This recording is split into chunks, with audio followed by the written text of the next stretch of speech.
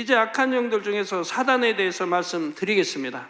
사단은 한마디로 루시퍼의 마음입니다. 사단은 사람의 생각을 통해 역사하며 실질적인 형태는 없습니다.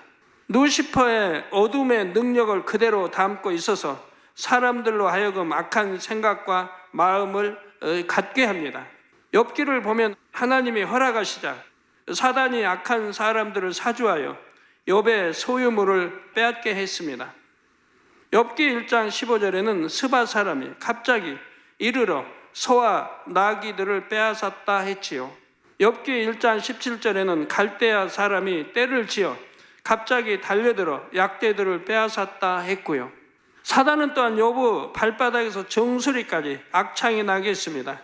이처럼 사단은 사람에게 질병도 가져다 주는 등 해를 가할 수가 있지요. 그런데 사단이 사람들을 사주할 때 사주받는 사람의 속성에 따라서 각가지 다른 영으로 역사를 합니다. 예를 들어 열왕기상 22장 22절에 보면 거짓말하는 영이 나오지요. 이때는 사단이 거짓말하는 영으로서 거짓 예언을 서슴지 않는 거짓 선지자들을 사주하고 있음을 나타냅니다. 계시록 18장 2절에는 더러운 영이 나오는데 더러운 육체의 일을 조차 하는 사람에게는 사단이 더러운 영으로 역사를 합니다.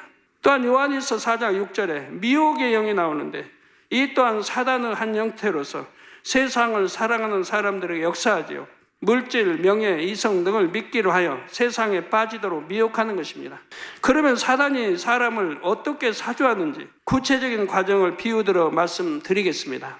우리가 있는 이 공간에는 눈에 보이지는 않지만 수많은 전파가 있지요. 그 전파들은 적합한 수신 안테나를 만나면 즉시 접속됩니다. 그래서 TV로, 라디오로, 휴대폰으로 전파의 내용이 전달이 되지요. 사단도 이와 같은 방법으로 역사를 합니다. 사단은 자신의 마음과 능력을 계속해서 공중에 퍼뜨립니다. 사단이 퍼뜨려 놓은 어둠의 전파는 적합한 수신 안테나를 만나면 그곳에 접속이 되죠. 이때 수신 안테나 역할을 하는 것이 바로 사람의 마음 안에 있는 어둠들, 곧 비진리와 육의 속성들입니다.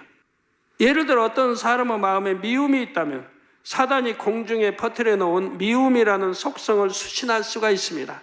사단이 퍼뜨려 놓은 전파와 사람의 마음에 있는 안테나의 주파수가 딱 맞아 떨어진 것입니다. 사단은 이렇게 주파수가 맞춰진 사람에게 생각을 통해서 자신이 가진 어둠의 능력을 불어넣습니다. 미움의 감정이 부글부글 더 올라오게 하는 것입니다.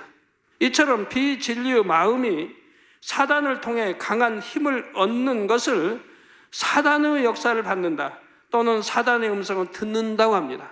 사단이 사람을 사주할 때에는 외부에서 역사하기 때문에 사람의 마음 안으로 침투하기 위해서는 통로가 필요합니다.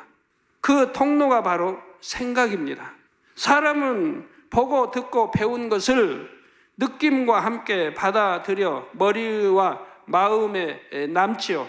그것이 어떤 상황이나 조건을 만나면 다시 떠오르는데 이것을 생각이라고 합니다. 그래서 어떤 것을 입력했느냐에 따라 떠오르는 생각도 다릅니다. 자, 진리만 입력한 사람은 어떤 상황에서도 진리의 생각이 떠오를 것입니다. 반면 비진리를 많이 입력한 사람은 비진리의 생각이 먼저 떠오르게 되지요. 대부분의 사람은 비진리를 더 많이 입력합니다. 죄로 관영된 세상에 태어나 진리의 교육을 받지 못했기 때문입니다. 이처럼 사람들은 대부분 마음에 사단이 보내는 전파를 수신하는 안테나, 즉 비진리를 갖고 있습니다. 사단은 마음에 비진리가 있는 사람들을 사주하여 육신의 생각, 악한 생각을 하게 만들죠. 그래서 진리인 하나님의 법에 순종하지 못하도록 방해합니다.